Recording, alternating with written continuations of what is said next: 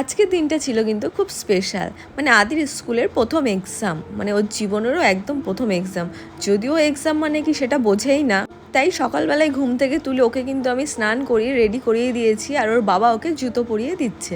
আর তার সাথে সাথে আমি কিন্তু ওকে খাইয়ে দিচ্ছি, কারণ আদির খেতে খুব দেরি হয়।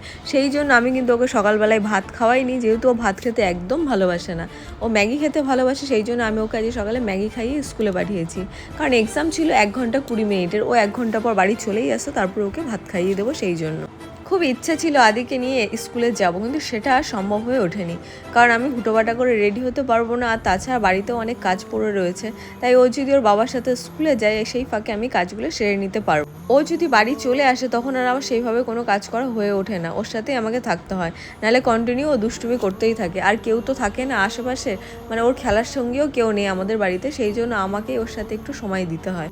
তোমাদের সাথে কথা বলতে বলতে আদি কিন্তু রেডি হয়ে স্কুলে বেরিয়ে যাচ্ছে, আর দেখো ওর বাবার সাথে বেরিয়ে যাচ্ছে তাড়াহুড়ো করে, কারণ এবার দেরি হয়ে যাবে আর একটু বসলে। তো চলো দেখা হচ্ছে পরে।